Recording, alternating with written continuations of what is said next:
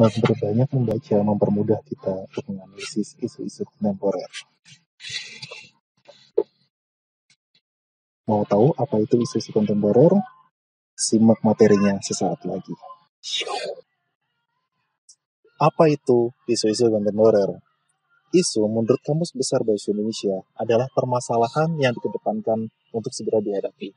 Sedangkan kontemporer artinya adalah saat ini, sekarang, kekinian. Sehingga isu-isu kontemporer dapat kita maknai sebagai permasalahan-permasalahan yang saat ini terjadi dan dapat mengancam persatuan negara Indonesia. Lalu pertanyaannya, mengapa mempelajari tentang isu-isu kontemporer menjadi hal yang penting? Seperti yang kita ketahui, bahwa konsep dasarnya adalah perubahan itu sendiri. Suatu lembaga yang tidak bisa mengikuti perubahan, maka dia akan tergerus oleh perubahan itu sendiri. Di mana perubahan ini sifatnya, mau kita suka, mau kita tidak suka, pasti akan terjadi. Perubahan sifatnya tidak dapat dihindari.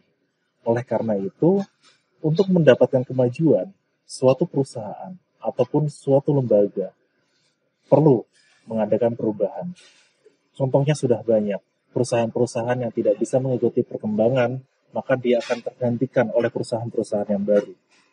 Oleh karena itu, pemerintah tidak ada henti-hentinya untuk berinovasi, melakukan pengembangan untuk menghadapi isu-isu kontemporer.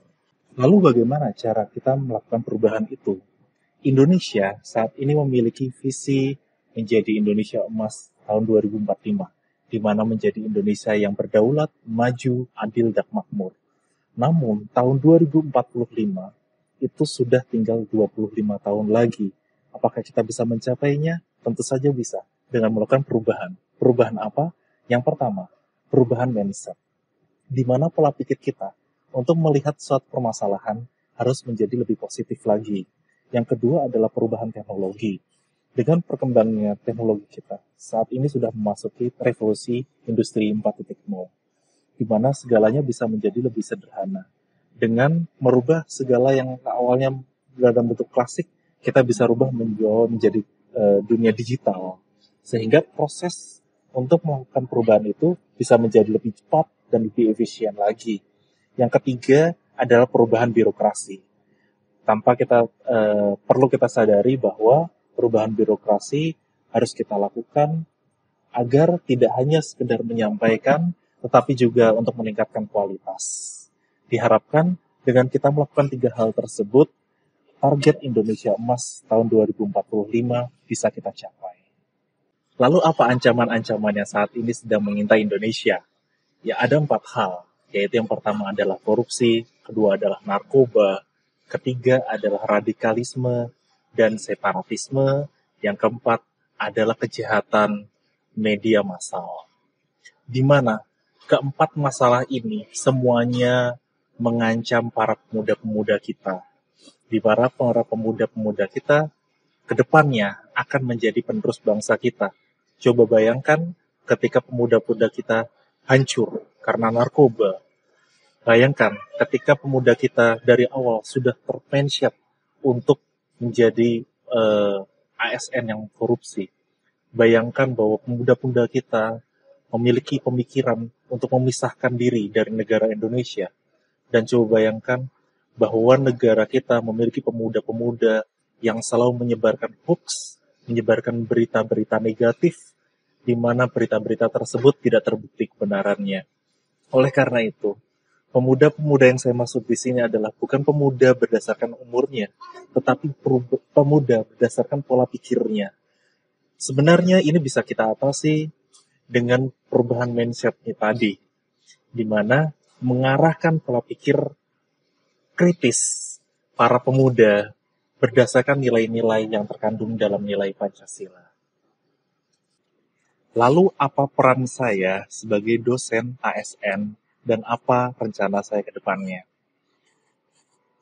ASN memiliki 3 fungsi, yaitu pelaksana kebijakan publik, pelaksana layanan publik, dan yang ketiga adalah pemerat dan pemersatu bangsa. Sebagai dosen, saya memiliki kewajiban tridharma pendidikan. Salah satunya adalah mendidik mahasiswa. Oleh karena itu, yang pertama adalah menjaga ilmu pengetahuan itu sendiri. Dengan memperbanyak membaca, memperbanyak ilmu pengetahuan, kita akan mempermudah untuk menganalisis permasalahan-permasalahan yang saat ini sedang terjadi. Yang kedua adalah membangun pola pikir yang kritis. Seperti yang diketahui, bahwa pendidikan selama ini, mahasiswa hanya diberikan perkuliahan-perkuliahan seperti biasa. Namun hal ini perlu dirubah.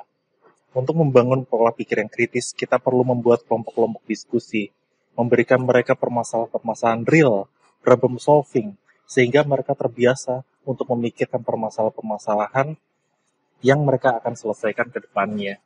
Yang ketiga adalah memanfaatkan teknologi. Di tengah pandemi seperti ini, pemanfaatan teknologi memindahkan perkuliahan, praktikum, dan penelitian dari kegiatan klasik menjadi kegiatan digital itu sangat penting untuk menjaga kualitas dari pendidikan itu sendiri. Sehingga pemanfaatan teknologi bisa kita gunakan untuk mengatasi permasalahan-permasalahan kontemporer. Apa kesimpulannya? Setelah apa yang kita pelajari materi hari ini, maka perubahan itu tidak bisa kita hindari. Oleh karena itu, merubah pola pikir, merubah kemajuan teknologi, merubah budaya kita untuk menghadapi permasalahan-permasalahan yang ada di Indonesia, kita bisa bersama, kita bisa mencapai Indonesia Emas 2045.